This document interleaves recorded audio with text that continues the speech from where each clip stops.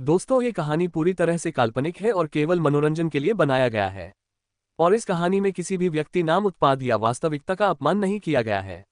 अगर आप लोग हमारे प्रम नॉवल चैनल पर नए हैं तो वीडियो को लाइक और चैनल को सब्सक्राइब जरूर करें, ताकि हम आप तक ऐसी वीडियो पहुंचाते रहें। धन्यवाद। Episode 5, you belongs to me. Agastya वो यहाँ नहीं थी और 3 नहीं 6 हफ्ते 3 दिन से नहीं थी। अविनाश जी ने जैसे ही ये कहा, अशीति जो कमरे के दरवाजे तक आई थी उसने आंखें भींच ली। अगस्त्य का चेहरा एकदम सख्त हो गया। दादू, मेरी बीवी के बारे में बात कर रहे हैं आप? और मैंने कहा मेरा बच्चा है, आगे कोई सवाल नहीं, मतलब नहीं। उसने एकदम सपाट और सख्त से अंदाज में कहा था। उसकी नजर अब अशीति पर गई, उसकी आंखों में नमी आ गई थी। 2 पल तक उसे देखते रहने के बाद उसने कहा, चाची कुछ खिलाइए इसे। हाँ मायरा, जा बेटा खाना लेकर आ, सरिता जी ने कहा। वो और अशीति की मां दोनों महसूस कर पा रहे थे कुछ तो था जो इस वक्त अशीति और अगस्त्य के बीच उलझा हुआ था। अगस्त्य आगे बढ़ गया पर अशीति अब भी उसे जाते हुए देख रही थी। वो आज भी उसी तरह से उसके लिए खड़ा था, तो क्या वो कुछ गलत समझ रही थी? अशीति अपने बेड पर बैठी हुई थी, उसके सामने बैठी कविता जी की नज़र उस पर ही थी। अब वो एकदम ही बोली, समझ आ रहा है तुझे क्या कहना चाह रहे हैं सब। अशीति, क्या कर रही है तू? तुझे कुछ समझ आ रहा है? अगर अभी अगस्त्य नहीं बोलते तो क्या समझाती, क्या रहता तेरे पास कहने के लिए? उनका ही बच्चा है, झूठी रिपोर्ट बनवाई थी मैंने ताकि वो नाहक जताए मेरे बच्चे पर। 6 वीक प्रेग्नेंट हूं मैं, अशीति ने एकदम ही चिढ़कर गुस्से से कहा। कविता जी ने हैरानी से बेटी की तरफ देखा। अशीति अब एकदम ही चुप हो गई। कविता जी अब भी नासमझी से उसे देख रही थी। क्या बोल रही है? समझ आ रहा है तुझे? क्या हो गया है आशु?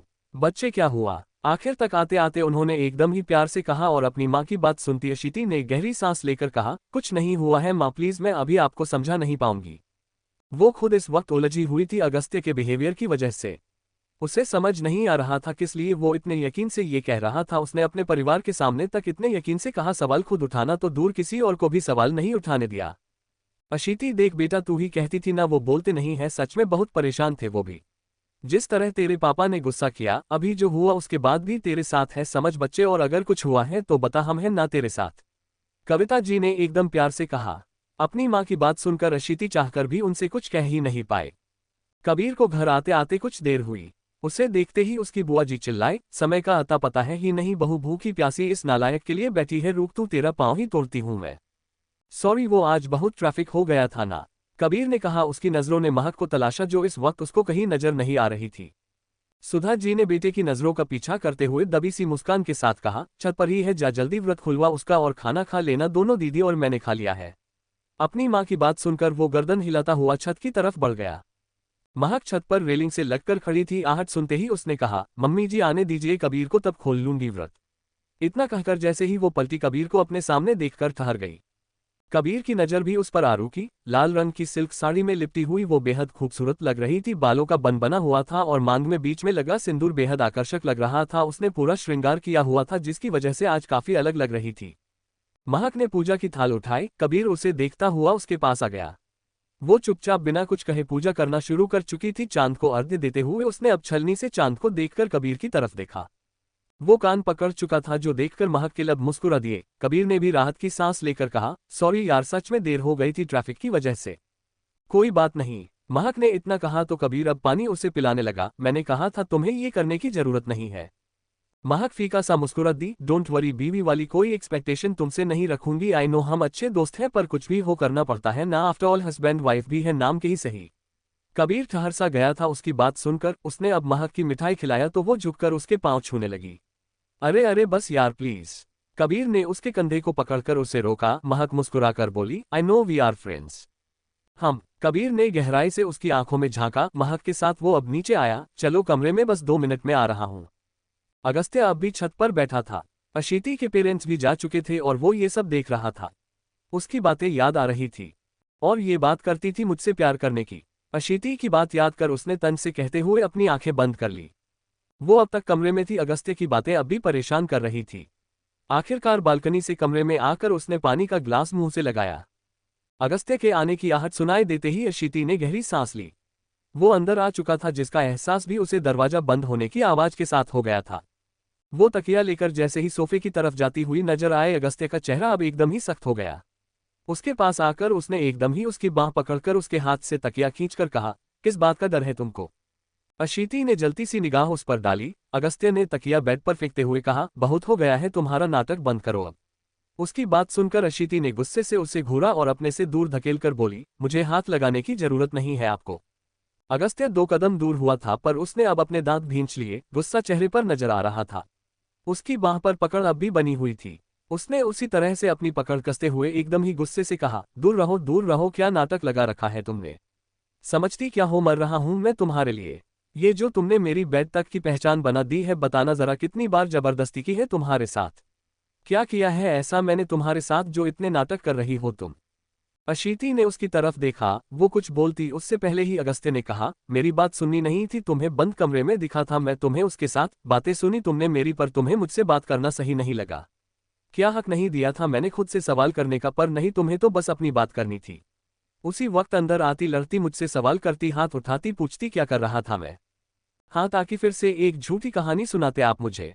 जान, तुम जो सोच रही हो ऐसा नहीं है। नहीं darling, I love you only sweet heart, तुम्हारे बिना नहीं सकता हूं, तुम सबसे ज्यादा जरूरी हो। हर बार ये कहकर एक नया धोखा। वो अब लगभग चीख उठी। अशीति ने गुस्से से उसे धकेलकर खुद से दूर किया मगर उसका खुद का बैलेंस बिगड़ा गया।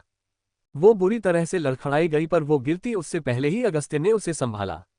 उसका हाथ थामे उसने एक सख्त सी नजर उस पर डाली। उसका हाथ पकड़े हुए उसे बेड पर बैठाते हुए उसने कहा, नहीं लगाऊंगा हाथ, तुम्हें डरने की जरूरत नहीं। डरती नहीं हूं मैं आपसे, अशीति ने नफरत भरी आवाज में कहा। तो अगस्त्य जो पानी का ग्लास उठा रहा था वो एक पल को ठहरा। उसने पानी का ग्लास उसके मुंह की तरफ बढ़ाया। अशीति ने उसके हाथ से ग्लास लगभग छीन कर लिया। उसके ऐसा करते ही अगस्त्य ने एक गहरी सांस ली। वो अब थके हुए से अंदाज में बोला, मत करो ऐसा कि हमारा रिश्ता कभी नॉर्मल ही ना हो पाए।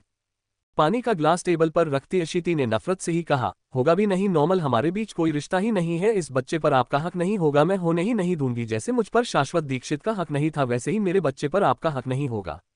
वो नफरत से इतना कहकर लेट गई। अगस्त्य ने आंखें भींच ली। अशीति कुछ देर बाद सो गई थी मगर अगस्त्य अब तक जाग रहा था। उसकी आंखों में एक अजीब सा दर्द झलक आया। उसने आंखें बंद कर एक गहरी सांस ली। तुम्हें कुछ बताना, कुछ भी हो जाए पर सच में अब ये रिश्ता नॉर्मल नहीं हो सकता। विश्वास नहीं तुमको, और तुम सबसे ज्यादा प्यार करने की बात करती थी। अगस्त्य अपनी सोच में गुम था, तभी नींद में वो करवट लेती हुई उसके करीब आ गई। अपने ऊपर उसका हाथ महसूस करते ही अगस्त्य अपने ख्यालों से बाहर निकला। वो एकदम उससे लिपटी हुई थी। अगस्त्य ने आंखें भींच ली। वो अब भी दूर नहीं हटी तो उसने अब अपनी आंखें खोली। अशीति को देखते हुए वो एकदम उसे देखता रह गया। लगभग 1.5 महीने बाद वो आज उसके करीब थी। अगस्त्य की नजर ना चाहते हुए भी उस पर आकर रुक गई। वो एकटक उसे ही देखता रहा। इतने दिन मुझसे दूर रहकर गुजारने के बाद भी इतनी नफरत। मेरी बात तक नहीं सुननी है तुम्हें। हमारे बच्चे पर मेरा हक नहीं है, तुम उस इंसान से मुझे कंपेयर कर रही हो। अगस्त्य उसे देखता हुआ अपने आप में ही कह रहा था। उसने हाथ आगे बढ़ाकर उसके गाल पर एकदम आहिस्ता से अपना हाथ रख दिया। वो कुनमुनाते हुए उसके सीने पर सर रखती उसके और करीब आ गई थी। अशीति की करीबी महसूस कर अगस्त्य के चेहरे पर भी सुकून उतर आया। कुछ गहरी सांसें भरते हुए अगस्त्य ने उसकी ओर एक बार फिर से देखकर उसके माथे पर अपने होंठ रख दिए। उसका माथा एकदम हल्के से चूमकर वो उससे दूर हुआ। अशीति कुनमुनाते हुए उसके और करीब होकर सो गई थी। अगस्त्य ने कुछ पल तक उसे देखा, फिर उसकी कमर पर हाथ रखकर वो अब आंखें बंद कर गया था। देर रात मोक्ष की गाड़ी रुकी। आज लगभग 3-4 दिन बाद वो अपने घर आया था। अंदर आते ही पूरे मेंशन में एकदम सन्नाटा देखकर उसने एक लंबी सांस छोड़ी। वो अब अपने कमरे की तरफ बढ़ा। कमरे में आते ही हल्की रोशनी के बीच वो बेड पर सोती हुई नजर आए। नविका को देखते ही उसके चेहरे पर एक मुस्कान आ गई। वो उसकी तरफ आया। उसने झुककर आहिस्ता से उसके गाल पर अपना अंगूठा रखा। नविका ने एकदम ही आंख खोली। हल्की पीली रोशनी में उसको मोक्ष का चेहरा नजर आया जो उसकी आंखों में देख रहा था। उसे देखते ही नविका उठकर बैठी और एकदम चीखी, don't you dare to touch me. Moksh ने ये सुनते ही उसके करीब बैठकर एकदम आहिस्ता से उसके गाल पर अंगूठा रखे अपनी बाकी की उंगलियों के सहारे उसके गर्दन को थामे उसे अपने करीब खींच लिया। यू बिलोंग्स टू मी, मोक्ष ने उसकी आंखों में झांकते हुए गहराई से कहा। तो नविका एकदम चीखी, no not at all, I hate you. जिस तरह से तुमने मुझसे शादी की है उसके बाद मुझे तुमसे नफरत है। मोक्ष जो अब तक उसे प्यार से देख रहा था, उसकी बात सुनते ही उसका चेहरा एकदम सख्त हो गया। उसने गुस्से से भरी नजरों से उसे देखा और अगले ही पल अब खुद को शांत करता हुआ बोला, तो फिर भूलना मत मेरी जान, मैं अब भी वो कर सकता हूं। नविका ने जैसे ही ये सुना उसके चेहरे का रंग कुछ बदल सा गया। क्या कर सकता है मोक्ष? किस बात को लेकर वो दे रहा है नविका को धमकी? क्या है ऐसा जो दोनों हो गए साथ? क्या चल रहा है उनके बीच? क्या सामान्य हो पाएगा अगस्त्य और अशीति का रिश्ता? क्या मोहब्बत खत्म होकर शुरू हुई इस नफरत के बाद मोहब्बत पूरी तरह से खत्म हो जाएगी? क्या होगा आगे ये जानने के लिए बने रहिए हमारे YouTube चैनल प्रम नॉवल के साथ। Episode 6 closeness. देर रात मोक्ष की गाड़ी रुकी। आज लगभग 3-4 दिन बाद वो अपने घर आया था। अंदर आते ही पूरे मेंशन में एकदम सन्नाटा देखकर उसने एक लंबी सांस छोड़ी। वो अब अपने कमरे की तरफ बढ़ा। कमरे में आते ही हल्की रोशनी के बीच वो बेड पर सोती हुई नजर आए। नविका को देखते ही उसके चेहरे पर एक मुस्कान आ गई। वो उसकी तरफ आया। उसने झुककर आहिस्ता से उसके गाल पर अपना अंगूठा रखा। नविका ने एकदम ही आंख खोली। हल्की पीली रोशनी में उसको मोक्ष का चेहरा नजर आया जो उसकी आंखों में देख रहा था। उसे देखते ही नविका उठकर बैठी और एकदम चीखी, don't you dare to touch me. Moksh ने ये सुनते ही उसके करीब बैठकर एकदम आहिस्ता से उसके गाल पर अंगूठा रखे अपनी बाकी की उंगलियों के सहारे उसके गर्दन को थामे उसे अपने करीब खींच लिया। यू बिलोंग्स टू मी, मोक्ष ने उसकी आंखों में झांकते हुए गहराई से कहा तो नविका एकदम चीखी, no not at all, I hate you. जिस तरह से तुमने मुझसे शादी की है उसके बाद मुझे तुमसे नफरत है। मोक्ष जो अब तक उसे प्यार से देख रहा था उसकी बात सुनते ही उसका चेहरा एकदम सख्त हो गया। उसने गुस्से से भरी नजरों से उसे देखा और अगले ही पल अब खुद को शांत करता हुआ बोला, तो फिर भूलना मत मेरी जान, मैं अब भी वो कर सकता हूं। नविका ने जैसे ही ये सुना उसके चेहरे का रंग कुछ बदल सा गया। मोक्ष ने उसे देखा। वो अब नफरत भरी नजरों से उसे देखते हुए चीखी, बस इसलिए जानवर लगते हो तुम मुझे जिसे किसी की फीलिंग्स की कोई परवाह नहीं है। नहीं, जानवर भी तुमसे बहुत बेहतर होता है मोक्ष खुराना, तुम तो वो भी नहीं हो सकते। नफरत करती हूं तुमसे और याद रखना अगर उससे एक खरोंच भी आए तो मैं तुम्हें भी कहीं ना नहीं छोड़ूंगी। नविका ने नफरत भरी आवाज में कहा था और अभी उसकी आवाज में जो नफरत झलकी थी वो महसूस कर मोक्ष ने दांत पीस लिए। उसकी बाह को पकड़कर उसे अपने करीब खींचकर उसने एकदम उसकी गर्दन में हाथ डालकर उसका चेहरा अपने करीब कर लिया। नविका नफरत भरी नजरों से उसे देख रही थी। मोक्ष ने एकटक उसकी आंखों में देखते हुए कहा, मुझसे नफरत करती हो ये कहकर मुझे जानवर तुम बना रही हो मेरी जान। याद रखना मोक्ष खुराना, तुम्हारी नफरत नहीं बर्दाश्त कर सकता, तो ये सब कुछ जो भी हो रहा है उसकी वजह तुम हो। जितनी जल्दी तुम समझ जाओगी उतनी जल्दी सब ठीक होगा। अब उसका चेहरा सख्त हो गया था। उसने नविका को झटकते हुए छोड़ा और वो वहां से निकल गया। नविका नफरत से चिल्लाई, तुम जैसे इंसान से मैं सिर्फ और सिर्फ नफरत ही कर सकती हूँ। आई hate you, I hate you. कमरे की खिड़की से रोशनी आ रही थी। बेड पर अशीति की अपनी बाहों में लिए अगस्त्य सुकून से सो रहा था। वो भी उसके सीने से लगी हुई एकदम आराम से सो रही थी। इतने लंबे वक्त बाद ही सही पर वो साथ में वैसे ही लग रहे थे। ठंड के एहसास से अशीति नींद में ही गर्माहट महसूस करती उसके एकदम और करीब हुई। अगस्त्य ने भी नींद में ही उसे अपनी आगोश में भरकर और करीब कर लिया था। अशीति को एकदम ही कुछ महसूस हुआ। उसने अपनी आंखें खोली ही थी तभी वो जानी पहचानी सी खुशबू आई। इस खुशबू को कैसे भूल सकती है। अगस्त्य के बदन से आती महक महसूस करते ही वो एकदम ही उससे दूर हटने को हुई पर वो उसे अपनी बाहों में लिए था जिसकी वजह से वो ठहर सी गई।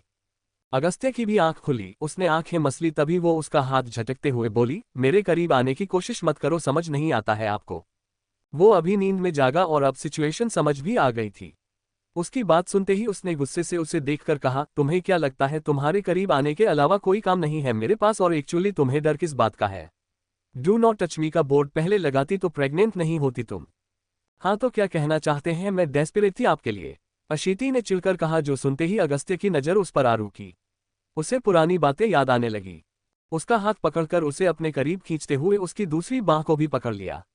अशीति अगस्त्य की तरफ देख रही थी। वो उसकी आंखों में झांकते हुए बोला, मुझसे नहीं खुद से सवाल करो अशीति। उसे याद था उसने ही कहा था वो उसे सिर्फ अशीति बुलाए और आज उसने जब इस तरह से उसका नाम लिया अशीति की नजर भी उस पर आ रुकी। अगस्त्य गहराई से उसकी आंखों में झांकता रहा। अशीति भी उसकी आंखों में गुम होने लगी थी। अशीति ने आहिस्ता से कहा, मेरे सवाल मेरे जवाब कुछ नहीं है। अब आपने मुझे इस काबिल ही नहीं समझा है। मेरे सारे हक मेरे पति पर थे और वो बंद कमरे के पीछे आपने मेरी जगह किसी और को दे दी। उसके बाद आपके ऊपर मेरा कोई हक नहीं है। नफरत होती है कि मुझे कभी आपसे प्यार हुआ था।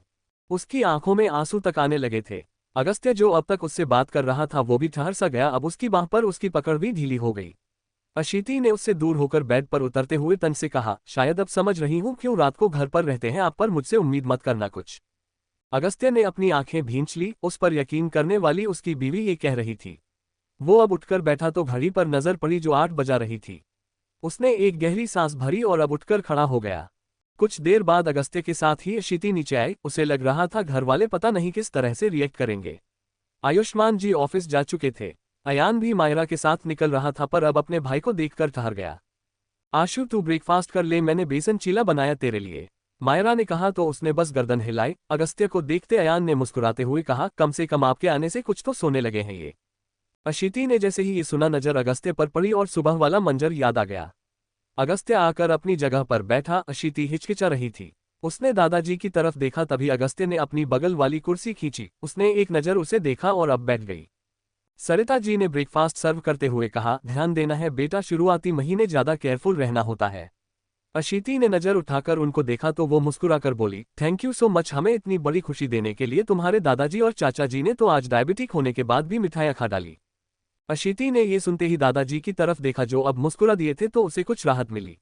अगस्त्य एकदम बेअसर सा चुपचाप से खाने में लगा हुआ था।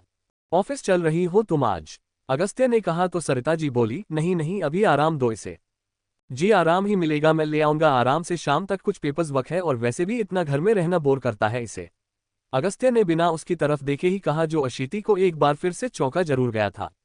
वो सच में सोच रही थी पर वो बिना उसके कहे ही कैसे समझ गया था। अशीति ने उसकी तरफ देखा। अगस्त्य के कहने पर अब उसने मनाही नहीं जताई, बल्कि वो उसके साथ निकल गई। गाड़ी में एकदम शांति थी। अगस्त्य सामने देखकर कार ड्राइव कर रहा था। अशीति जो अब तक शांत थी, उसने उसकी तरफ देखकर कहा, ये बिल्कुल भी मत समझना, आप अपनी फैमिली के सामने मेरी साइड ले रही हो तो मैं आपकी बात को समझना लगूंगी, मुझे आप पर यकीन नहीं है। अगस्त्य ने एकदम सपाट चेहरे के साथ जवाब दिया, मुझे बहुत अच्छे से पता है और तुम्हें बिल्कुल भी ये सोचने की जरूरत नहीं है कि मैं तुमसे कोई उम्मीद कर रहा हूँ। दोनों ऑफिस पहुंचे। अगस्त्य की गाड़ी जैसे ही रुकी, आसपास गार्ड्स ने उसकी तरफ देखा। आज बहुत दिनों बाद वो उसके साथ नजर आई थी, जो सबको ही हैरानी में डाल गया था। इन दिनों उसे यहां न देखकर कुछ लोग बातें भी बनाने लगे थे। अगस्त्य गाड़ी का दरवाजा खोलकर दूसरी तरफ आया और उसने डोर ओपन किया। अशीति ने एक नज़र से देखा, फिर वो खामोशी से बाहर निकल गई। Good morning sir, good morning ma'am. सब लोग उन दोनों को ग्रीट करने लगे। अशीति ने बस एक गहरी सांस ली और आगे बढ़ती रही। आ गई यार, कहाँ जाएगी, इतने पैसे वाला इंसान है, इसको छोड़कर चला कहाँ जाएगी। खैर, छोड़ने की गलती भी कर तो गलत ही करेगी। एक लड़की की आवाज कान में पड़ी तो अशीति ने पलटकर उसे तरफ देखा। ये वही ज्योति थी जो अक्सर कुछ ना कुछ कहती रहती थी। उसे इग्नोर करते हुए वो उसके साथ आगे बढ़ गई। अशीति ने अगस्त्य की तरफ देखा भी नहीं और वो चुपचाप अपने केबिन में आ गई। अगस्त्य ने भी गहरी सांस ली, वो भी अपने केबिन के अंदर आया। आज बहुत दिनों बाद एक अलग से सुकून मिला था उसे। वो अपनी चेयर पर आकर बैठ गया। आज अशीति की मौजूदगी की वजह से ना चाहते हुए भी उसे एक सुकून मिल रहा था। वो कुछ राहत महसूस कर रहा था। दोपहर हो गई थी। अगस्त्य अब अपने केबिन से निकलते ही लगा था, तभी उसने उसके पास आकर प्यून ने कहा, सर कोई अशीति मैडम से मिलने आया है। अगस्त्य ने जब ये सुना, उसके माथे पर कुछ शिकन भरी लकीरें आ गई। उसने बैठते हुए सवाल पूछा, कौन है? सर कोई दूर से आया हुआ है, कह रहा है अशीति मैडम से मिलना है। प्यून ने जैसे ही ये बताया, अगस्त्य के जहन में एकदम ही कुछ ख्याल आया और उसने अब सवाल पूछा, नाम क्या है उसका? देव। उसने जैसे ही ये बताया, अगस्त्य के चेहरे पर एकदम ही गंभीरता आ गई और उसे याद आया वो जब अशीति से मिला था तब उसे वहां पर देव भी मिला था जो उसके साथ ही था, और वो जिस तरह से उसको देखकर अशीति के आगे आया था, ये याद आते ही उसका चेहरा सख्त होने लगा। उसने एकदम ही गंभीरता से कहा, कोई भी जरूरत नहीं है उसे अंदर भेजने की। उसे वापस भेज दीजिए, वो अंदर नहीं आना चाहिए, कह दीजिए अशीति नहीं आई। उसकी बात सुनते ही प्यून वहां से चला गया और अगस्त्य ने दांत पीसते हुए अपने आप में कहा, मुझे तो बहुत जल्दी जज करने लगती है और खुद कुछ भी करे तो चलेगा। पागल लड़की, कुछ समझती भी नहीं है और फिर दूसरों को जज करेगी। दिमाग तो है नहीं अपने पास। वो बुरी तरह से चिढ़कर बोला था। इस वक्त उसके चेहरे पर चिढ़न साफ नजर आ रही थी। अशीति के पास कुछ खास काम नहीं था। उसे समझ नहीं आ रहा था अगस्त्य उसे लेकर क्यों आया था। उसने एक बार भी उसे डिस्टर्ब भी नहीं किया था। वो अब उठने का सोच ही रही थी, तभी उसके केबिन में खाने की प्लेट आए। उसने तुरंत ही कहा, नहीं मैं नहीं मंगवाया था, मैडम सर ने भेजा है आपके लिए। प्यून इतना कहकर वहां से चला गया और अशीति ये सुनकर शांत पड़ी थी। उसने चिढ़कर कहा, पता नहीं समझते क्या, इनको लगता है कि अपना अच्छा बिहेवियर करके मुझे दिखा देंगे तो मैं समझ जाऊंगी। मुझे आप पर यकीन नहीं है, मुझे पता है आप ऐसे ही हैं, मुझे आपसे नफरत होने लगी है। ये कहते हुए अब उसकी खुद की आंखों में आंसू आ गए थे। देव को प्यून ने अशीति से मिलने के लिए मना कर दिया था, जिसके बाद वो बाहर निकल आया और उसने अपने आप में कहा, पता नहीं कितने बदतमीज लोग हैं, मुझे उससे मिलने ही नहीं दिया। मुझे उससे बात करनी थी। एक तो वो आदमी इस तरह उसे वहां से जबरदस्ती लेकर आया, पता नहीं वो यहाँ ठीक भी होगी या नहीं। वो उसके लिए परेशान हो रहा था। उसके चेहरे पर इस वक्त जो परेशानी थी वो कुछ अलग थी। उसने कुछ सोचकर अब अशीति का नंबर डायल किया। अशीति जो केबिन में खाना खा रही थी, उसने अपना फोन देखा। फोन पर आ रहे देव के कॉल को देखते ही उसने तुरंत कॉल रिसीव की। हाँ देव बोलो। अरे यार कहाँ हो तुम? मैं तुमसे मिलने ही आया हूँ और तुम यहाँ हो ही नहीं। मैंने रायचंद का बहुत पता किया, मुझे ऑफिस का पता चला, मैं वही आया हूँ। तुम्हारी नहीं हो, यहाँ आए नहीं हो आज? देव ने जैसे ही ये कहा, अशीति ने तुरंत कहा, अरे नहीं नहीं, मैं ऑफिस आई हुई हूँ। तुम अंदर आ जाओ, शायद उनको पता नहीं होगा, तुम अंदर आओ, मेरे केबिन का पता मिल जाएगा। अशीति ने इतना कहकर कॉल जैसे ही डिस्कनेक्ट किया तभी उसकी नज़र सामने खड़े अगस्त्य पर पड़ी, जो एक सख्त भाव के साथ उसे देख रहा था। क्या होगा अगस्त्य का रिएक्शन? क्या अशीति और अगस्त्य के बीच सब नॉर्मल हो पाएगा? क्या नॉर्मल होकर वो दोनों एक साथ पहले की तरह रह पाएंगे या टूटकर बिखर जाएगा उनका रिश्ता? आगे क्या होगा ये जानने के लिए बने रहिए हमारे YouTube चैनल के साथ। एपिसोड 7, देव मेट्स अशीति। देव को प्यून ने अशीति से मिलने के लिए मना कर दिया था, जिसके बाद वो बाहर निकल आया और उसने अपने आप में कहा, पता नहीं कितने बदतमीज लोग हैं, मुझे उससे मिलने ही नहीं दिया। मुझे उससे बात करनी थी, एक तो वो आदमी इस तरह उसे वहां से जबरदस्ती लेकर आया, पता नहीं वो यहाँ ठीक भी होगी या नहीं। वो उसके लिए परेशान हो रहा था। उसके चेहरे पर इस वक्त जो परेशानी थी वो कुछ अलग थी। उसने कुछ सोचकर अब अशीति का नंबर डायल किया। अशीति जो केबिन में खाना खा रही थी, उसने अपना फोन देखा। फोन पर आ रहे देव के कॉल को देखते ही उसने तुरंत कॉल रिसीव की। हाँ देव बोलो। विस्मयादिबोधक चिन्ह उद्धरण चिन्ह। अरे यार कहाँ हो तुम? मैं तुमसे मिलने ही आया हूँ और तुम यहाँ हो ही नहीं। मैंने रायचंद का बहुत पता किया, मुझे ऑफिस का पता चला, मैं वही आया हूँ। तुम्हारी नहीं हो, यहाँ आए नहीं हो आज? देव ने जैसे ही ये कहा अशीति ने तुरंत कहा, अरे नहीं नहीं, मैं ऑफिस आई हुई हूँ। तुम अंदर आ जाओ, शायद उनको पता नहीं होगा, तुम अंदर आओ, मेरे केबिन का पता मिल जाएगा। अशीति ने इतना कहकर कॉल जैसे ही डिस्कनेक्ट किया तभी उसकी नज़र सामने खड़े अगस्त्य पर पड़ी, जो एक सख्त भाव के साथ उसे देख रहा था। अगस्त्य के फेस पर आए एक्सप्रेशन देखती अशीति ने उसे नज़रअंदाज किया, लेकिन वो अंदर आता हुआ एकदम ही गंभीरता से बोला, कौन है कौन वो? मैं आपको बताना जरूरी नहीं समझती हूँ, उसने सपाट से अंदाज में कहा, जो सुनते ही अगस्त्य ने दांत पीस लिए। इस वक्त उसे गुस्सा जरूर आया था। जाइए यहाँ से आप, अशीति ने एक बार फिर से कहा और चेहरा भी दूसरी तरफ फेर लिया। अगस्त्य कुछ कहने ही लगा था, पर जिस तरह से उसने अपना चेहरा फेरा वो अब कुछ बोल ही नहीं पाया। उसे एक नज़र देखता हुआ वो वापस निकल गया। नविका इस घर में इस वक्त एकदम अकेली हो गई थी। वो कमरे में बैठी हुई थी, कुछ याद आ रहा था जो उसके चेहरे पर उदासी लेकर आ गया। मुझे उसे किसी भी तरह से ढूंढना होगा, तभी मैं इस मोक्ष खुराना से दूर जा सकती हूँ। उसने अपने फोन को निकाला, उसमें जैसे ही कुछ करने को हुई तभी एकदम ही ठहर गई। उसने अब अपने आप में ही कहा, नहीं नहीं, मैं ऐसे ही कुछ भी नहीं कर सकती हूँ, वैसे ही मेरी वजह से अगस्त्य की लाइफ में इतना कुछ हो गया, मुझे खुद डील करना होगा इस मोक्ष खुराना से। देव अब भी अशीति के साथ बैठा हुआ कुछ बात कर रहा था, जिस पर अगस्त्य की नज़र ठहरी हुई थी। उसने वापस लैपटॉप की तरफ देखा और अपने काम में लग गया, मगर नज़र फिर से उस तरफ ही चली जा रही थी। दरवाजा नॉक होने की आवाज़ सुनकर उसने लंबी सांस छोड़ी। कम इन। उसके इतना कहते ही वरद अंदर आया। वरद को देखकर अगस्त्य ने बैठने का इशारा किया। वो बैठते ही बोला, बॉस आपने जो कहा था मैंने ध्यान दिया है, पर अब तक पता नहीं चला है मोक्ष खुराना ने उसे कहाँ रखा है। हम और कुछ? अगस्त्य ने पूछा। उसकी नज़र फिर से उस तरफ गई। वरद ने अब उसकी नज़रों का पीछा किया तो देखा वो अशीति की तरफ ही देख रहा था। मोक्ष खुराना पर नज़र है। नविका इस वक्त उसके साथ उसके घर पर ही है और सुना है मोक्ष की मॉम भी यहाँ शिफ्ट हो रही है। वरद ने गंभीरता से बताया। वो देख पाया था अगस्त्य का ध्यान बार बार उसी तरफ जा रहा था। वरद उसकी नज़रों का पीछा कर समझ रहा था वो इस वक्त उसकी बातों को ध्यान से सुन नहीं पा रहा था। अगस्त्य ने अब उसकी ओर देखकर कहा, हम देखते रहना तुम, और जो भी अपडेट मिले मुझे इन्फॉर्म करना। इतना कहकर उसने अब जैसे ही अशीति के केबिन की तरफ देखा वो वहां नहीं थी। अगस्त्य ने एक लंबी सांस भरी। वरद उसकी तरफ कुछ पल तक देखते रहने के बाद उठकर उसके केबिन से बाहर निकल गया। अशीति देव को बाय कहकर अब जैसे ही पलटी वरद उसके सामने था। वो उसको देखकर बस आगे बढ़ने लगी। ये आप सही नहीं कर रही है, वरद ने कहा, जो सुनकर अशीति के कदम भी एक पल को रुके। उसने मुड़कर उसकी तरफ देखा तभी वो एक बार फिर से बोला, सच में कह रहा हूँ बॉस, कभी गलत नहीं कर सकते हैं, कम से कम एक बार कुछ समझने की कोशिश तो करिए। अशीति फीका सा मुस्कुरा दी। जानती हूँ वो आपके लिए बहुत पहले आते हैं, पर भैया कहा है, मैंने आपको मानती भी हूँ, तो प्लीज एक बार जरा मुझे भी समझने की कोशिश कर लीजिए। वो इतना कहकर आगे बढ़ गई। वरद उसकी बात सुनकर सोच में पड़ गया। उसने अपने आप में ही बोला, पता नहीं समझना ही नहीं चाहती है। अशीति अगस्त्य के साथ अब घर जाने के लिए निकल गई। गाड़ी में एकदम सन्नाटा था। वो सोच रही थी वो कुछ तो कहेगा, मगर वो शांत था। कुछ देर बाद गाड़ी रायचंद विला के पार्किंग में रुकी। वो तुरंत बाहर निकली। दोनों अब अंदर आ गए। अशीति जहां सबके बीच वहीं रुकी गई, लेकिन अगस्त्य अपने कमरे में चला गया। वो अपने फोन में कुछ देख रहा था। गंभीरता से बैठे अगस्त्य के माथे पर कुछ शिकन आ गई। देव सिन्हा। कुछ देर बाद अशीति कमरे में आई। आज भी वो बालकनी में आ खड़ा था। उसके आसपास से उड़ता सिगरेट का धुआं देखते ही अशीति का चेहरा एकदम गुस्से से लाल हो गया था। वो अब एकदम ही उसके सामने आए और उसने गुस्से से कहा, अगर ये नाटक चलता रहना तो मैं यहाँ बिल्कुल भी नहीं रहने वाली। बहुत देख लिया मैंने आपका तमाशा। अगस्त्य ने सिगरेट हाथ में पकड़कर एक नज़र उसे देखा। जाओ यहाँ से। उसने सपाट लहजे में कहा और जैसे ही वो सिगरेट मुंह से लगाने लगा अशीति ने उसके मुंह से वो निकालकर जमीन पर फेंकी और उसे पैर से कुचलते हुए बोली, फिर आप हक की बातें करते हैं। आप जैसे इंसान मेरे बच्चे का बाप हो जो खुद हजार बुरी आदतों से घिरा हो, बस इसीलिए मैं नहीं चाहती थी कि आपको कुछ भी पता चले।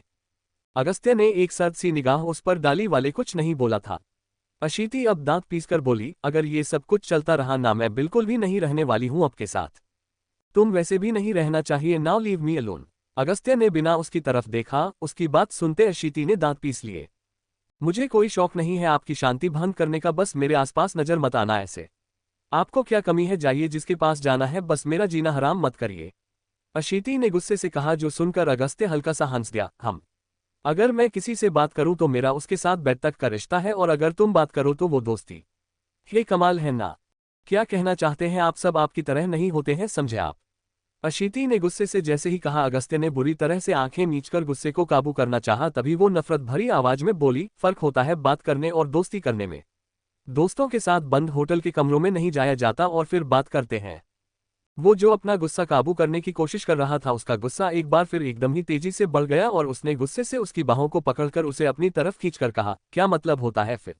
बताओ, कबीर के साथ कितने क्लोज थी तब? कुछ नहीं। वो देव, वो अनजान शहर का अनजान इंसान आधी रात को तुम्हारे घर आता है बिना दरवाजा नॉक किए, वो भी कुछ नहीं।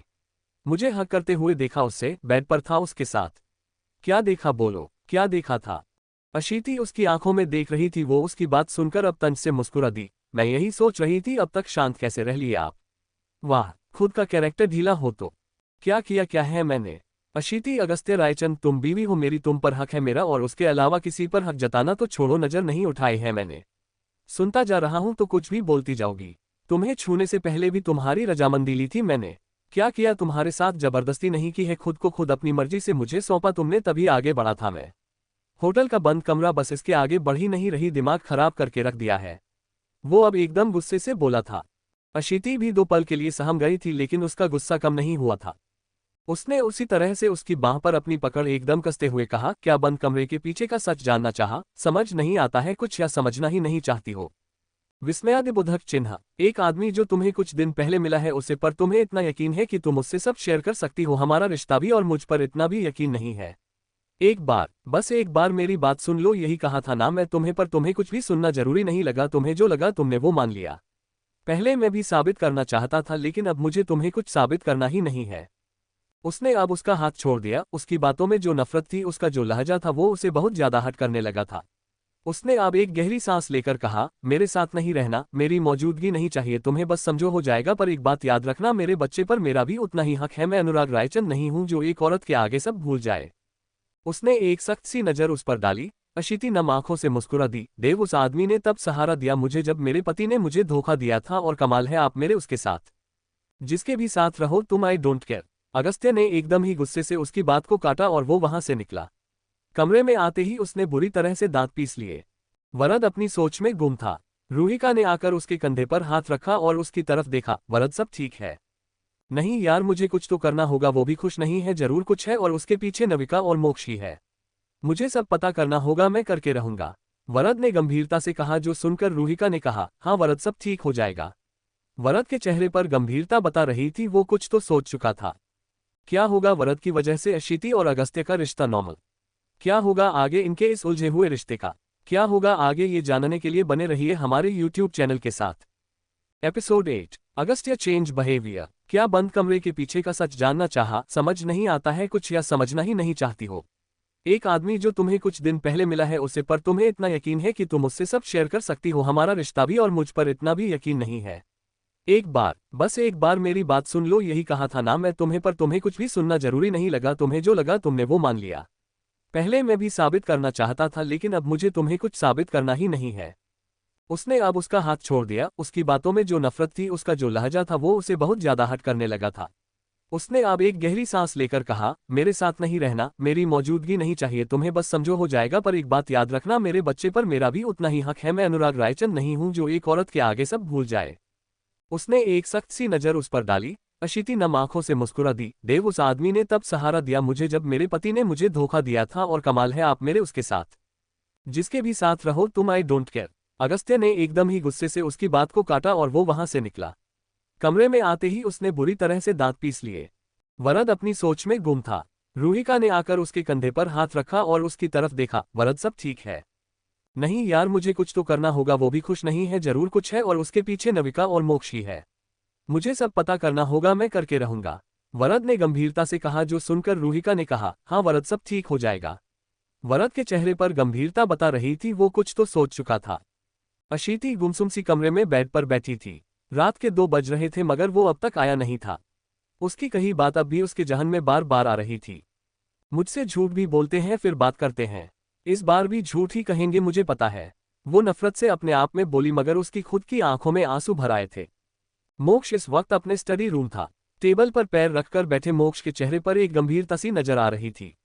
माँ को क्या जवाब दूंगा? अगर मेरी वजह से अगस्त्य की लाइफ में इतना कुछ हुआ है, उनको पता चलेगा तो वह बहुत नाराज हो जाएंगी। वो अपने आप में ही बोला मगर अगले ही पल उसका चेहरा एकदम ही सख्त हो गया। उसने अपने आप में ही कहा, मगर वो लोग ऐसे ही हैं उन रायचंद सर की वजह से, जो हमारी लाइफ में हुआ उसे मैं नहीं भूला सकता। उसकी आंखों में एक अजीब सा गुस्सा था। कबीर और महक के बीच एक अच्छी दोस्ती हो गई थी। करवा चौथ की रात जिस तरह से उसने बातें कही वो कबीर को बहुत ज्यादा ही उलझा रही थी। वो ड्रेसिंग टेबल के सामने खड़ा अपने बालों को ठीक कर रहा था, इतने में महक आ गई। वो उसके आगे आकर खड़ी होते हुए उसने कहा, बस 2 मिनट लगेंगे मुझे। इतना कहकर उसने अपने बालों को दूसरी तरफ झटका। उसके गीले बालों से पानी की बूंद कबीर के चेहरे पर आ गई। उसके बालों से आती भीनी भीनी खुशबू एक अजीब सा एहसास उसके मन में जगा रही थी। महक ने अपने बालों को ठीक करके ब्रश को टेबल पर रख दिया। कबीर उसके बालों पर उंगली चलाते हुए कब उसके करीब हुआ उसे खुद एहसास नहीं हुआ था, लेकिन महक को उसका ये कदम एकदम चौंका जरूर गया था। वो उसके बालों पर उंगली फेरते हुए और आगे बढ़ा। महक को उसकी उंगली जब अपने पीठ पर चलती हुई महसूस हुई, वो एकदम से हर उठी, बदन में एकदम बिजली सी कौंध गई। कबीर, उसने इतना कहा ही था तभी वो उससे सटकर खड़ा हुआ, उसका सीना अपनी पीठ से लगता हुआ महसूस कर महक की आंखें एक पल को बंद हुई। अगले ही पल उसने आंखें खोली। कबीर आईने से उसकी सारी हरकत देख रहा था। उसने आहिस्ता से उसके पेट पर हाथ रखा। महक सिहर सी उठी, आंखें बंद हो रही थी, तभी कबीर ने उसके कान के पास कहा, दोस्ती नहीं, हस्बैंड वाइफ भी है हम। महक ने आंखें खोलकर उसकी तरफ देखा। वो आईने से ही उसकी तरफ देखकर बोली, तुम मानते हो? उसके लहजे में नाराजगी बेशक नहीं थी मगर उसकी आंखों में नजर आ रहा था, जो कबीर भी महसूस कर पाया। उसने महक को कुछ पल तक देखते रहने के बाद उसके कंधे पर अपने होंठ रख दिए। महक इस बार बुरी तरह से हैरान थी मगर उसके होंठों का स्पर्श पाकर वो शांत सी पड़ गई। अब क्या हुआ? कबीर ने उसकी तरफ देखते हुए ही पूछा तो उसने बिना कुछ कहे बस गर्दन हिला दी। ये एक अजीब सा एक नया एहसास था जो उसने कभी महसूस नहीं किया था। कबीर ने उसके कंधे पर हाथ रखकर कहा, मिसेज कबीर सिंघानिया बीवी हो मेरी, सिर्फ दोस्त नहीं। महक ने जब ये सुना उसे सुकून सा मिला था। वो मुंह बनाकर उसकी तरफ पलटकर बोली, याद रखना ये बात। हमेशा याद रखूंगा, कबीर ने उसकी आंखों में देखते हुए कहा, जो सुनते ही उसके चेहरे पर एक प्यारी सी मुस्कान आ गई। वो भी उसको इस तरह से स्माइल करता देखकर खुलकर मुस्कुरा दिया। अगस्त्य अगली सुबह भी कहीं नजर नहीं आ रहा था। अशीति नीचे भी आई तो वो नजर नहीं आया। ये देखकर अपने आप में ही उसने कहा, अब सब मुझसे ही पूछेंगे, मैं क्या जवाब दूंगी। वो नीचे आ ही रही थी तभी अगस्त्य नजर आया, जो अभी आ ही रहा था। उसे बाहर से आता देखकर आयुष्मान जी ने अशीति की तरफ देखा। अगस्त्य बेटा, बाहर कहाँ गए थे? बस ऐसे ही टहलने। इतना कहकर वो वहां से अपने कमरे की तरफ बढ़ गया। अशीति के बगल से गुजरते हुए उसने एक बार भी उसकी तरफ नहीं देखा। आज खुराना विला में नौकर कुछ ज्यादा ही जल्दबाजी में काम कर रहे थे। नविका कॉरिडोर से ये सब देख रही थी, लेकिन जैसे ही उसकी नजर हॉल में बैठे मोक्ष पर पड़ी उसके चेहरे पर गुस्से भरी लकीर आ गई। मतलब घमंडी बदतमीज आदमी, नफरत है मुझे इस आदमी से। वो एकदम नफरत भरे अंदाज में बोली। मोक्ष जो इस वक्त सारे सर्वेंट को काम करते हुए देख रहा था, उसने लंबी सांस छोड़कर कहा, माँ तो वैसे ही बहुत नाराज है, बात तो करेगी नहीं, ऊपर से अगर अगस्त्य वाली बात पता चली तब तो मेरा चेहरा भी नहीं देखेंगी। वो अपनी माँ के आने का सोचकर परेशान हो रहा था। तभी उसकी नज़र कॉरिडोर से नीचे आती नविका पर पड़ी। व्हाइट कलर की ड्रेस पर छोटे छोटे फूलों का डिजाइन था, जिसे पहने हुए वो काफी प्यारी लग रही थी। उसकी नज़र लगातार उस पर टिकी रही और उसे देखकर उसने आह भरते हुए कहा, तेरे दीदार को तरसे थे नैना कभी, करीब हर पल होकर भी मेरे करीब नहीं है तू अभी। अगस्त्य आज ऑफिस भी चला गया था। उसने अशीति को ना देखा ना पूछा, बस अकेले निकल गया था। अयान को जाता देखकर वो बोली, मैं भी चलूं साथ? चलिए ना भाभी, वो बहुत नरमी से बोला। उसकी बात सुनकर अशीति अब उसके साथ ही निकल गई। दोनों इस वक्त साथ में ऑफिस जाने के लिए निकल गए थे। लड़ाई हुई है भाई से? कुछ देर बाद अयान ने जब पूछा तो अशीति की नज़र उस पर चली आई और उसने उसकी तरफ देखकर जवाब दिया, नहीं बिल्कुल भी नहीं, आप ज्यादा सोचते हैं। मैं ज्यादा नहीं सोच रहा हूं, सबको समझ आ रहा है, आप समझना नहीं चाहती है वो अलग बात है। अयान ने एकदम गंभीरता से कहा जब उसकी ये बात सुनकर अशीति आगे कुछ बोल नहीं पाए। आज वो काम में भी लगा था, उसने एक बार भी कुछ बात करने की कोशिश नहीं रहा था, ना ही उसकी तरफ देख रहा था। घर जाने का वक्त हुआ, अशीति बाहर निकलकर आई थी तभी उसके सामने गाड़ी रुकी। अगस्त्य को एक पल तक देखकर वो एकदम चुप हो गई थी। उसने गाड़ी का दरवाजा खोला और अंदर आकर बैठ गई। अगस्त्य सामने देखकर ड्राइव कर रहा था, कमरे से एकदम गहरी खामोशी थी। मैं अपने घर जाना चाहती हूँ। तो मैं कौन होता हूँ तुम्हें इजाजत देने वाला, तुम पर हक नहीं है मेरा। अगस्त्य ने सपाट से अंदाज में जवाब दिया। उसका ये जवाब सुनते ही अशीति ने उसकी तरफ देखा। हम फिर मेरे घर आकर तमाशा मत करना आप। तमाशा है तुम्हारे लिए अब कुछ नहीं करने वाला मैं, उसने तंजिया से अंदाज में कहा। रूहिका ऑफिस से आए, घर में इस वक्त वरद अकेला था। वो उसके पीछे आ गई। उसके पास आकर उसने मुस्कुराते हुए पीछे से उसके गले में अपनी बाहें लपेटकर उसकी पीठ पर लगभग चढ़ते हुए कहा, क्या हुआ? कुछ नहीं, बस थोड़ा काम था। वरद ने उसके हाथ पर अपना हाथ रखकर एकदम प्यार से कहा। रूहिका को एकदम ही कुछ याद आया। उसने उसके सामने बैठकर पूछा, क्या कुछ पता चला? बहुत कुछ। मोक्ष खुराना से शादी न करने की बात करने वाली नविका ने उससे शादी कर ली, मतलब उसने कुछ तो ब्लैकमेल किया होगा। मैं पता लगाता हूँ बाकी सब भी, वरद ने कहा। तो रूहिका ने गर्दन हिलाई। मुझे भी लगता है ये सच में बुरा हो रहा है। अशीति अगस्त्य से बहुत प्यार करती है। हाँ, पर अगर सब ठीक हो भी जाए बहुत वक्त लगेगा बॉस को। वरद आगे के बारे में सोचकर परेशान नजर आ रहा था। अगले ही पल वरद के फोन पर एक कॉल आए। उसने कॉल रिसीव की। दूसरी तरफ से एक आवाज आई जो सुनकर वरद के चेहरे पर एकदम ही गंभीरता आ रही। कॉल डिस्कनेक्ट करते ही उसने कहा, अब इस मोक्ष खुराना से मिलना ही होगा। अगस्त्य के बिहेवियर में एकदम ही चेंज सा आ गया था। वो अब गुस्सा करना तो दूर, उससे बात ही नहीं कर रहा था। अशीति भी ये सब महसूस करती अब एकदम ही शांत पड़ गई। दोनों के बीच इस समय एक अजीब सी खामोशी थी, पर हाँ, इसकी वजह से कम दोनों एक दूसरे को उल्टे सीधे शब्द नहीं बोल रहे थे। आज वो अपने घर जाने का सोच रही थी। वो इस वक्त पैकिंग कर रही थी, तभी उसका फोन बजा। अननोन नंबर देखकर उसने कॉल रिसीव की। दूसरी तरफ से आवाज आए, अशीति प्लीज कॉल डिस्कनेक्ट मत करना। नविका की आवाज सुनते ही अशीति के चेहरे पर एकदम ही गुस्सा उतर आया था और उसने एकदम गुस्से से कहा, तुम्हारी हिम्मत कैसे हुई मुझे फोन करने की? मुझे तुमसे कोई बात नहीं करनी, तुम्हें समझ नहीं आ रहा है? इस वक्त अशीति जितनी जोर से चिल्लाई थी वो सुनकर नविका भी एक पल को शांत हो गई थी। अगले ही पल उसने खुद को सामान्य करके बहुत ही आराम से कहा, तुम मेरी वजह से अगर यहां से गई हो तो तुम्हें ऐसा कुछ भी करने की जरूरत नहीं है। अगस्त्य तुम्हारा है, वो मेरा कभी भी नहीं था। तुम क्यों गलत समझ रही हो? तुम तो मुझे समझाने की कोशिश बिल्कुल भी मत करना, मुझे तुमसे बात नहीं करनी है। अशीति इतना कहकर कॉल डिस्कनेक्ट करने ही लगी थी, तभी नविका की आवाज आए, वो मेरी हेल्प कर रहा था मोक्ष खुराना से बचने में। सिर्फ मेरी हेल्प कर रहा था, तुम गलत समझ रही हो। देखा मैंने कैसी और कितनी हेल्प की जा रही थी। अब मुझे तुमसे या किसी से भी कुछ समझने की जरूरत नहीं है। अशीति ने उसी तरह से नफरत भरे अंदाज में कहा। अगस्त्य अब भी ऑफिस केबिन में बैठा हुआ था। चेहरे पर एक अजीब सी शिकन थी, माथे पर चिंता भरी लकीरें। वो आंखें बंद करके सीट से सर लगाकर आंखें बंद कर गया। तभी अशीति की बात याद आने लगी। उसने बेचैनी से अपनी आंखें खोलकर उसने एक गहरी सांस भरकर कहा, तुम नफरत करो मुझसे, ये नहीं बर्दाश्त होगा। तुम परेशान हो, ये भला कैसे देख सकता हूं मैं? जो तुम चाहती हो वही करते हैं। उसने एक लंबी सांस भरी। ऐसा लग रहा था इस वक्त उसके सीने पर एक बड़ा सा बोझ लग रहा था। नविका ने अपनी तरफ से अशीति से बात करने की पूरी कोशिश की थी, लेकिन उसके बाद भी वो उसकी बात को सुनने को तैयार ही नहीं थी, जिसकी वजह से वो परेशान हो रही थी। अभी भी उसकी आंखों में नमी थी। वैसे ही अगस्त्य की लाइफ इतनी टफ रही है, वो वैसे ही बहुत मुश्किल से किसी से जुड़ता है और मेरी वजह से इतना कुछ हो गया उसकी लाइफ में। हे भगवान, मैं क्या करूं, मैं कैसे ठीक करूं सब? मोक्ष दरवाजे पर खड़ा सब सुन रहा था। उसकी आंखों में नमी देखकर उससे शांत नहीं रहा गया और वो अंदर आकर बोला, तुम परेशान मत हो, सब ठीक हो जाएगा। उसने इतना कहा ही था तभी नाविका ने एकदम गुस्से से उसको घूरकर कहा, तुम तो कुछ बोलो मत, तुम्हारी वजह से हुआ ये सब कुछ। तुम्हारी वजह से पहले मेरी खुद की जिंदगी खराब हुई और उसकी वजह से अगस्त्य अशीति के साथ ये सब कुछ हुआ।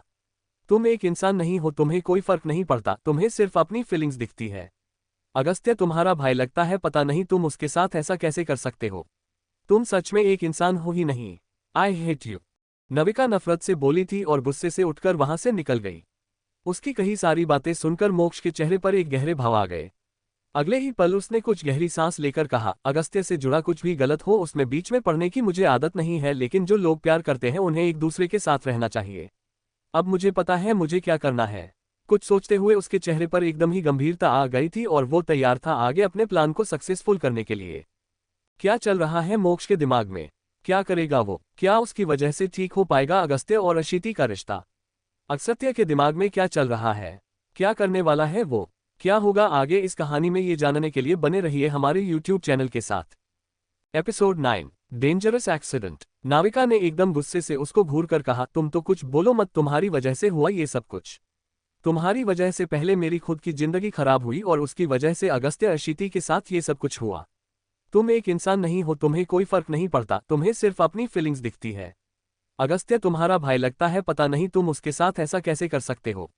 तुम सच में एक इंसान हो ही नहीं। आई हेट यू। नविका नफरत से बोली थी और गुस्से से उठकर वहां से निकल गई। उसकी कही सारी बातें सुनकर मोक्ष के चेहरे पर एक गहरे भाव आ गए। अगले ही पल उसने कुछ गहरी सांस लेकर कहा, अगस्त्य से जुड़ा कुछ भी गलत हो उसमें बीच में पड़ने की मुझे आदत नहीं है, लेकिन जो लोग प्यार करते हैं उन्हें एक दूसरे के साथ रहना चाहिए। अब मुझे पता है मुझे क्या करना है। कुछ सोचते हुए उसके चेहरे पर एकदम ही गंभीरता आ गई थी और वो तैयार था आगे अपने प्लान को सक्सेसफुल करने के लिए। रात के अंधेरे में वो छत पर एकदम खामोश खड़ा था। आंखों के सामने जैसे ही ब्लैक कॉफी का मग आया, एक पल को लगा शायद अशीति थी, पर नजर उठाते ही आयुष्मान जी नजर आए। चाचू आप, उसने इतना कहा था तभी उन्होंने उसे कप थमाकर कहा, हम आई थिंक तुम्हें जरूरत थी। Thank you. उसने कॉफी मग पकड़ लिया। आयुष्मान जी ने उसके साथ खड़े हो गए। वो कुछ पल तक शांत रहे, उसके बाद उन्होंने सामने देखकर कहा, बेटा जानता हूं माँ बाप की कमी कोई पूरी नहीं कर सकता, पर अपने ही है, हम भी बता सकते हो अपनी प्रॉब्लम। नहीं कुछ नहीं है, उसने एकदम सपाट से अंदाज में जवाब दिया, मानो सच में कुछ नहीं हुआ था। अगस्त्य नजर आ रहा है, सब वक्त लो और अगर लगे तो है सब बात कर सकते हो बेटा। वो एकदम नरमी से बोले और उसके कंधे पर हाथ थपथपाकर वो वहां से निकल गए। अशीति कमरे में अकेली थी। वो अब तक समझ नहीं पा रही थी अगस्त्य मान क्यों नहीं रहा था, क्या वो सच बोल रहा था। उसकी बातें याद करती अशीति उलझती हुई सी बैठी थी। नहीं मैं आ जाऊंगा, डोंट वरी, आप बस प्रोसीजर पर ध्यान दीजिए, जितनी जल्दी काम हो जाए उतना बेहतर होगा। कमरे में आते अगस्त्य की आवाज सुनकर अशीति का ध्यान उस पर गया। उसके कान में वायरलेस ईयरफोन थे। हाँ डिसाइडेड है, आप बस अपनी तरफ से देखिए जल्दी हो जाए तो। वो एक बार फिर बोलते हुए सीधा बालकनी में चला गया। अशीति की नजर फिर से उस पर उठी। अगस्त्य इन दिनों देर से आने लगा था। व्यवहार में भी अंतर नजर आ रहा था जो वो महसूस भी कर पा रही थी। जाए मुझे क्या, और वैसे भी उनको क्या फर्क पड़ता है, वो अपने आप में बोली, हालांकि उसकी नजर अब भी अगस्त्य पर ही जा रही थी। वो कुछ देर बाद कमरे में आया और तकिया उठाकर काउच की तरफ बढ़ गया। अशीति जरूर हैरान हुई थी। आप अपने बेड पर सोइए, मैं सो जाऊंगी सोफे पर, अशीति ने आहिस्ता से कहा, साथ ही वो उठकर तकिया लिए खड़ी भी हो गई थी। मेरे बच्चे के लिए जो सही है वो कर रहा हूं, तुम्हारे लिए कुछ करने की ना मुझे जरूरत है ना ही मेरा कोई ऐसा शौक है, अगस्त्य ने सपाट से अंदाज में कहा और वो अब काउच पर आकर लेट गया था। अगस्त्य का लंबा कद और भरा पूरा शरीर उस पर फिट नहीं आ रहा था, पर उसने अपनी आंखें बंद कर ली। अशीति जो अब तक उसे देख रही थी वो हल्का सा तंज से मुस्कुराकर अपने आप में ही बोली, हाँ मैं हूं ही कौन। अगली सुबह अंडस्को अशीति आईने के सामने अपने बालों को सुलझा यही थी, तभी अगस्त्य ने डिवोर्स पेपर्स टेबल पर रखकर सपाट से अंदाज में कहा, साइन करो इन पर। मुझे पहले लॉयर को दिखाने हैं, उसके बाद साइन करूंगी, भरोसा नहीं है आपका, वो बिना किसी भाव के बोली। अगस्त्य ठहर सा गया। उसकी तरफ दो पल देखने के बाद उसने एक तंजिया हंसी के साथ कहा, मुझ पर भरोसा नहीं है, ये बहुत अच्छे से जता चुकी हो तुम। अशीति ने पलटकर उसकी तरफ देखकर एकदम ही गुस्से से कहा, हाँ तो कैसे होगा, काम किया है आपने भरोसे वाला। You know what mister Agastya Raichand, किसी इंसान को समझना नहीं आता था मुझे, ये मुझसे पापा कहते थे, अब लगता है सही कहते थे वो। एंड यू वॉट अशीति शर्मा, मेरी जिंदगी में आने वाली वो दूसरी औरत हो तुम जिसने मुझे यकीन दिला दिया, प्यार कितना भी किया जाए एक औरत कभी भी पूरी तरह से किसी से प्यार नहीं कर सकती, उसने ठहरे हुए अंदाज में कहा। वो समझ गई थी वो उसे अपनी माँ से कंपेयर कर रहा था। अशीति को ये भला कैसे बर्दाश्त होता, उसने एकदम ही गुस्से से चिल्लाते हुए अब कहा, प्यार और आप एक साथ सूट नहीं करता है। प्यार सिर्फ एक का होकर रहना सीखता है और आप बात करते हैं प्यार की।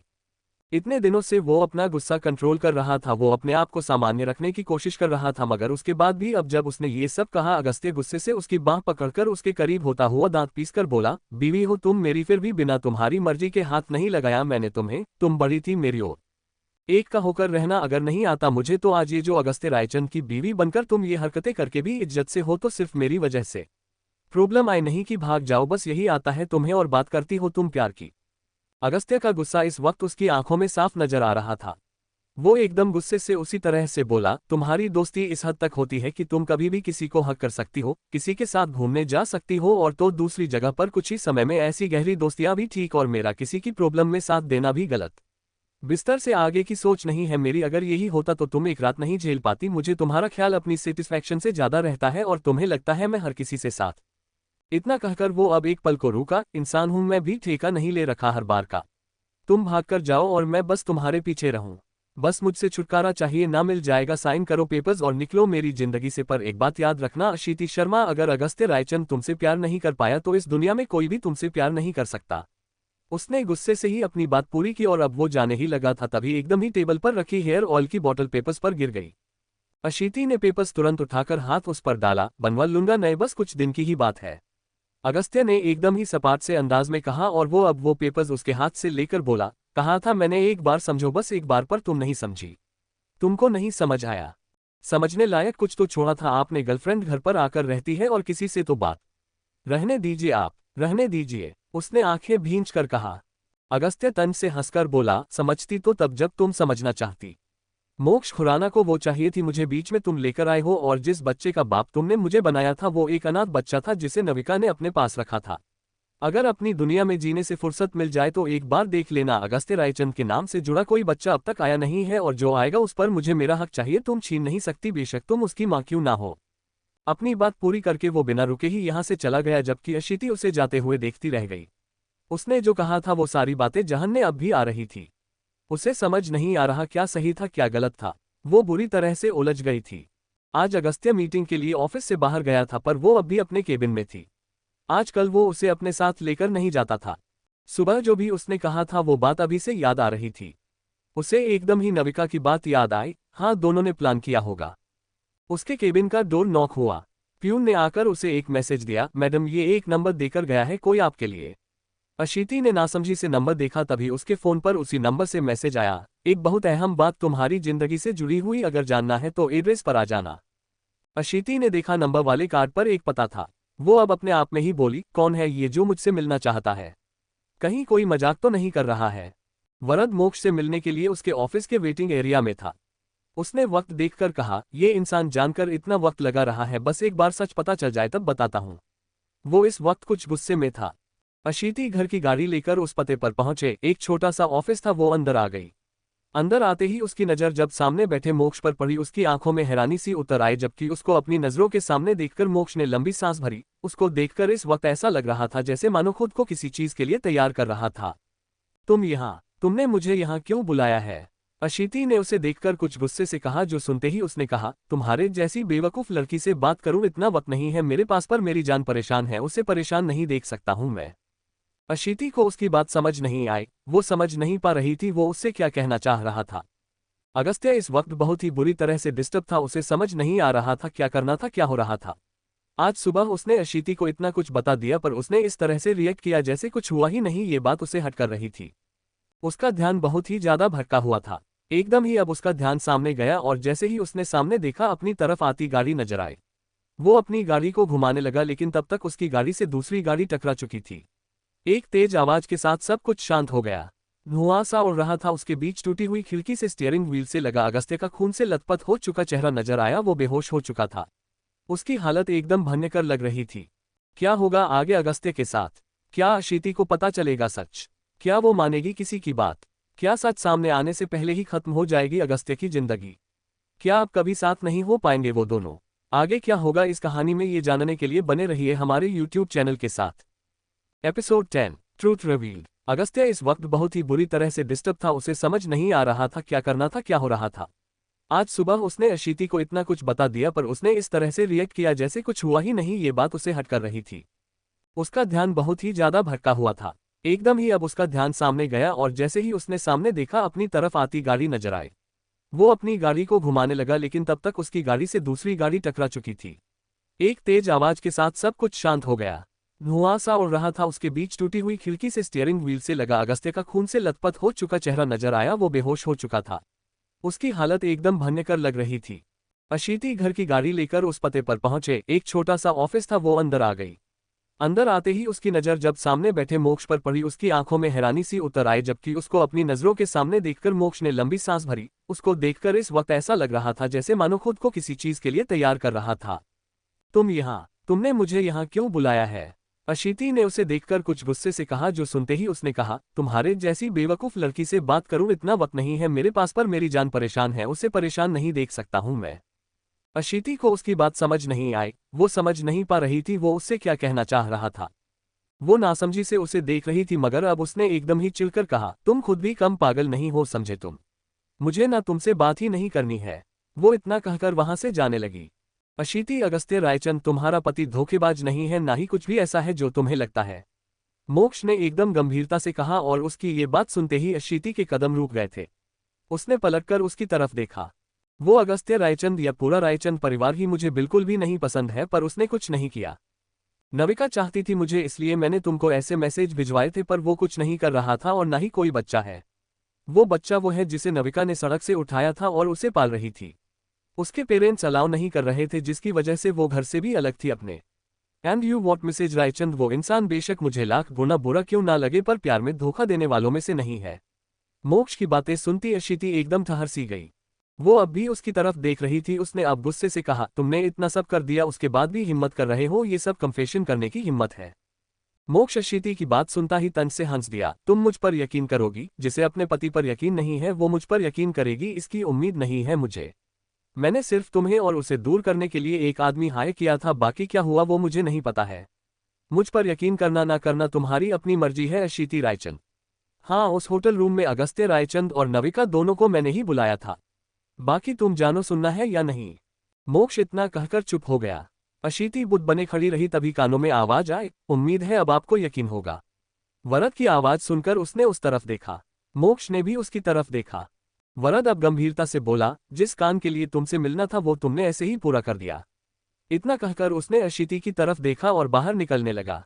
अशीति के पांव अब बुरी तरह से कांपने लगे, शरीर से मानो जान निकल गई। उसने आंखें नीचकर कुछ लंबी सांस ली। वो अब धीरे से बाहर तक आए और वरद को देखते ही उसकी नजर झुका गई थी। वो बाहर आया, वरद अशीति के सामने गाड़ी लेकर आया तो वो अंदर बैठ गई। वो सामने देखकर गाड़ी चलाने लगा, जबकि अशीति के जहन में अगस्त्य की उस दिन की बातें आई। उसके कहने पर भी उसने उस पर भरोसा नहीं किया था। अशीति एकदम बुत बनी हुई बैठी रही। वरद जो सामने देखकर कार ड्राइव कर रहा था, उसने एक नज़र उस पर डालकर कहा, अगर अब भी आपको यकीन ना हुआ हो तो नविका से खुद बात कर लीजिए। उसकी इस बात को सुनकर अशीति ने भरी आंखों से उसकी तरफ देखा। तभी वो एक बार फिर से बोला, सब कुछ एक दिन में पता कर सकता था मैं, पर आपने कनेक्शन ही ऐसा तोड़ा कि मैं कुछ नहीं कर पाया। सबसे बड़ी बात, मुझे बॉस ने भी मना किया था। उनके रवैये में बदलाव नजर आ रहा होगा, पर आप नहीं जानती क्यों आया है। इतने दिन में कितने लोगों ने कितनी तरह की बातें बनाई और सबका सवाल उन पर था कि उन्होंने कुछ किया हुआ, तभी आप इस तरह से गई। वो ऐसे इंसान है जो कोई भी उनके साथ नहीं रह सकता। अशीति ने अपनी आंखें भींच ली, गालों पर आंसू बहाए थे। वही वरद ने एक बार फिर से कहा, हाँ शायद गलत होंगे, आपको लगा होगा, पर एक बार समझने की कोशिश तो करती। आप कहती है आप भाई मानती है मुझे, एटलीस्ट मुझसे कहती। आपको छोड़कर जाना सही लगा और सबसे बार बार पूछने पर भी उन्होंने कुछ नहीं बताया। उनकी हर एक बात मुझे पता होती थी, उनका हर एक काम नहीं करता था, लेकिन उसके बावजूद भी उन्होंने किसी को नहीं बताया। खैर, ये सब रहने देते हैं। आपके मन का बचा हुआ शक मैं बहुत जल्दी ही दूर कर दूंगा। वरद की बात सुनती अशीति ने अपना चेहरा दूसरी तरफ कर लिया। उसकी आंखों में नमी अब भी भरी हुई थी। वरद की बातें उसे सब याद दिलाने लगी। आप मुझे घर छोड़ दीजिए। कुछ वक्त बाद अशीति ने एकदम धीरे से कहा, आप मुझे घर छोड़ दीजिए। वरद ने उसकी तरफ देखकर जवाब दिया, मैं आपके घर ही छोड़ देता हूं और आप परेशान मत होइए, या बाकी का कुछ भी डाउट है तो मैं सब क्लियर कर दूंगा और बहुत जल्दी आपको सारी अपडेट दे दूंगा।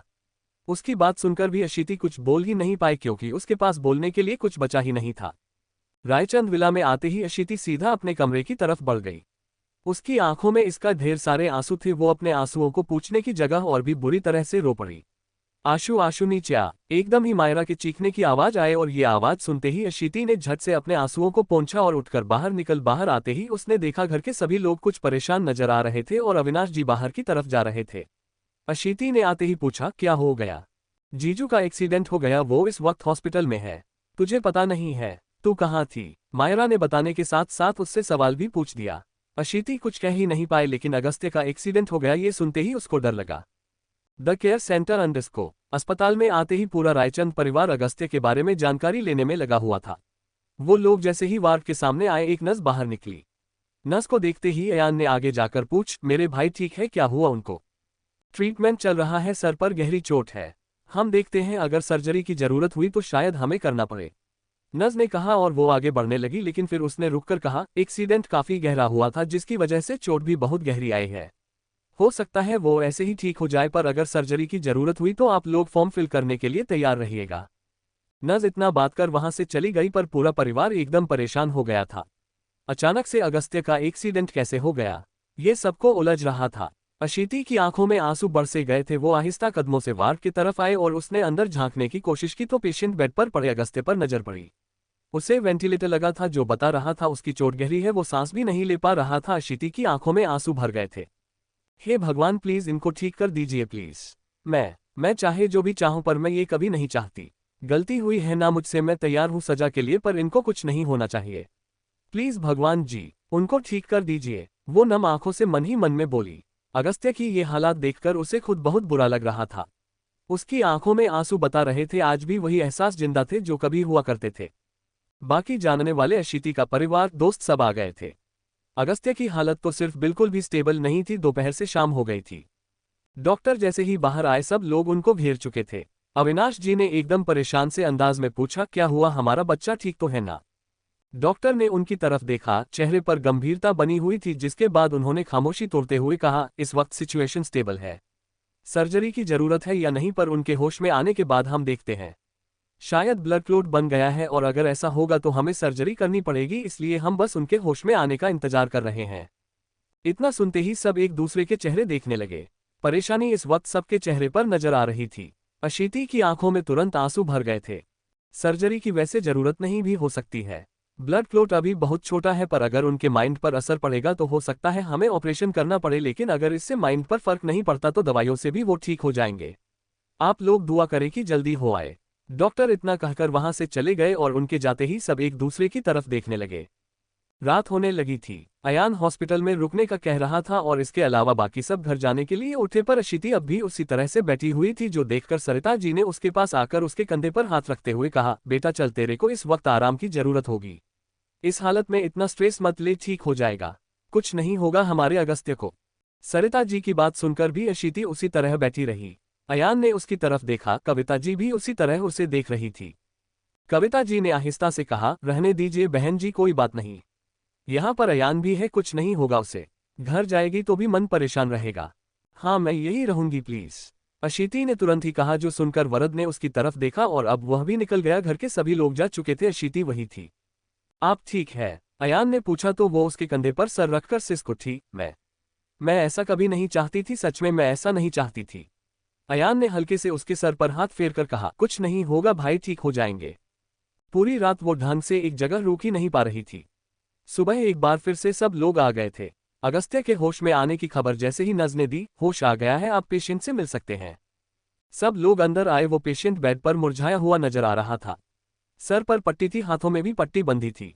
अगस्त्य ठीक हो बेटा? सरिता जी फौरन उसके सिरहाने के पास आए। वो एकदम शांत था। नजरों ने सबके बीच अशीति को तलाशा, पर वो यहाँ नहीं थी, जो देखकर उसने आहिस्ता से गर्दन हिला दी। अयान और मयूर के पीछे खड़ी अशीति ने उसकी तरफ देखा, आंखों में नमी भर आई।